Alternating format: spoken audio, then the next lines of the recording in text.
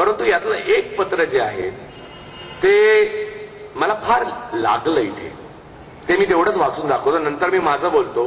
भगतसिंगांनंतर आजपर्यंत मला 2031 साली थांबवून उपयोगाचं नाही ना. मी 31 सालीच थांबलं आणि भगतसिंगांबद्दल सगळं सांगितलं आणि तुम्ही आनंदित होऊन घरी गेलात तर फार वाईट होईल. आज मी तुम्ही दुःखी होऊन घरी जावं अशी माझी इच्छा आहे, म्हणून पुढे बोलणार आहे. थांबा जरा. वडिलांना पत्र लिहिलं. काय झालं, मी ते पत्र तसं वाचून दाखवतो. 30 सप्टेंबर 1930 रोजी भगतसिंगांचे वडील सरदार किशन सिंग, हेही मोठे स्वातंत्र्य सैनिक होते, आंडू पांडू नव्हते, कुठेतरी बँकेत नोकरी करणारे मॅनेजर नव्हते.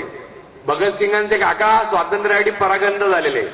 घरात ऑलरेडी एक विधवा होती, दुसरी विधवा निर्माण होऊ नये म्हणून भगतसिंगांनी आपलं लग्न करण्याचं नाकारलं. नाही तर त्यांच्या घरामध्ये प्रेशर होतं की लग्न कर आता. ते म्हणले मला अजून एक विधवा घरात निर्माण करायची नाही. याचा अर्थ त्यांनी आपल्या मृत्यू संबंधीची अटकळ किती अगोदर बांधून ठेवली असेल हे लक्षात येतं.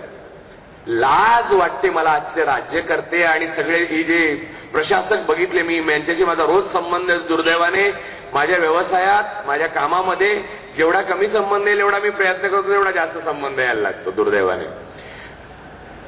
माझं थोडंसं जे शहाणपण आहे किंवा बुद्धी आहे हे माझ्या आयुष्यातला सर्वात मोठा शाप आहे, ज्याच्यामुळे हे लोक माझ्या जवळ येतात. 30 सप्टेंबर 1930 रोजी भगतसिंगांचे वडील सरदार किशन सिंग यांनी ट्रायब्युनलला अर्ज करून बचाव करण्याची संधी देण्याची मागणी केली होती. सरदार किशन सिंग स्वतः एक देशभक्त होते आणि राष्ट्रीय चळवळीत त्यांनी तुरुंगवास भोगला होता. मी वाचू ना, म्हणजे वेळ नको ना घेऊ, काय प्रॉब्लेम नाही ना, कारण हे खूप महत्वाचं आहे, पुन्हा तुम्हाला मिळणार नाही कदाचित. एक देशभक्त होते आणि राष्ट्रीय चळवळीत त्यांनी तुरुंगवास भोगला होता. बचाव करण्यासाठी आपली बाजू मांडून भगतसिंगाला फाशीच्या शिक्षेतून वाचवणे शक्य आहे असं त्यांना आणि इतर देशभक्तांना वाटत होते. भगतसिंग आणि त्यांचे साथीदार यांनी वेगळेच धोरण अवलंबले होते. त्यांच्या मतानुसार ब्रिटिश सरकारने सूड उगवण्याचे धोरण ठेवले आहे आणि न्याय हे निव्वळ थोतांड आहे. शिक्षा देण्यापासून ब्रिटिश सरकारला कोणत्याही प्रकारे थांबवले जाऊ शकत नाही. या बाबतीत जर दुबळेपणा दाखवला तर जनतेत अंकुरणारे क्रांतीचे बीज रुजू शकणार नाही असं भगतसिंग आणि त्यांच्या साथीदारांना वाटत होतं. वडिलांनी केलेल्या अर्जामुळे भगतसिंग दुखावले गेले होते आणि आपल्या भावनांना आवर घालून तत्वावर जोर देत 4 ऑक्टोबर 1930 रोजी खालील पत्र त्यांनी वडिलांना लिहिले. वडिलांना ते उशिरा मिळाले.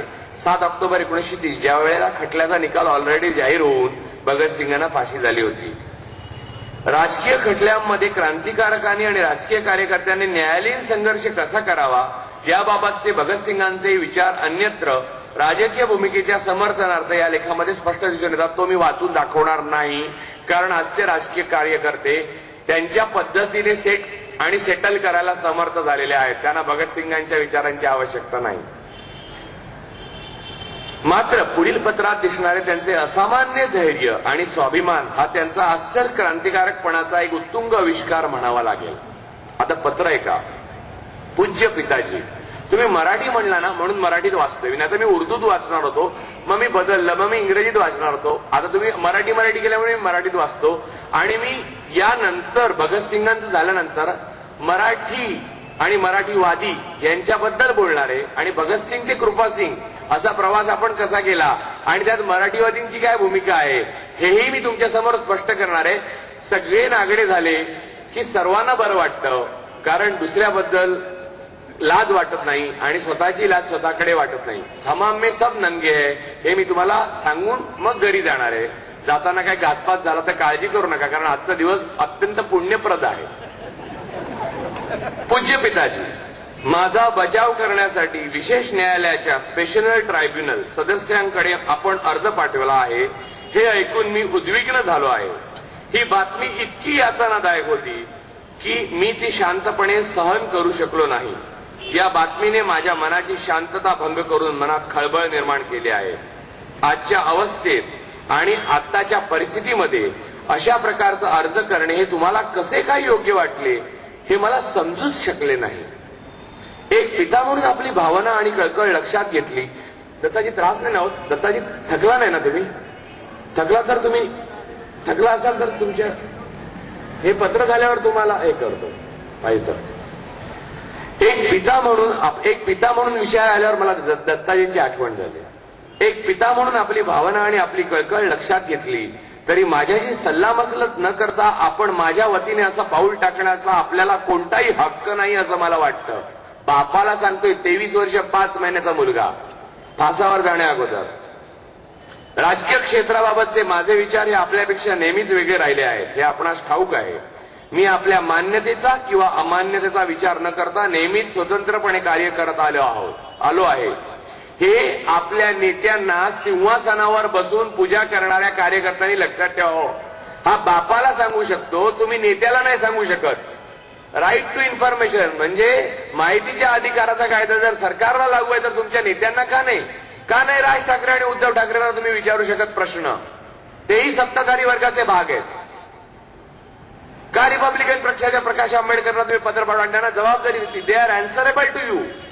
हे का नाही होऊ शकत? या माणसांनी फासावर गेलेत यासाठी, हे सगळं मिळण्याकरता. Right to information. हे कोण वेगळ्या सिंहासनावर बसणारी माणसं? बाळ ठाकरे, शरद पवार, राज ठाकरे, उद्धव ठाकरे, कोणी असो. मला राजकीय व्यासपीठ करायचं नाही, पण प्रश्नच राजकीय आहे. भगतसिंग राजकीय फासावर गेले होते. मी आपला खटला गांभीर्याने लढवावा आणि बचाव योग्य प्रकारे करावा ही गोष्ट माझ्या मनावर बिंबवण्याचा आपण सुरुवातीपासून प्रयत्न करत आला आहात, हे तुम्हाला आठवत असेल असे मला वाटते. पण मी नेहमीच या गोष्टीला विरोध करत आलो आहे, हे देखील आपल्याला ठाऊक आहे.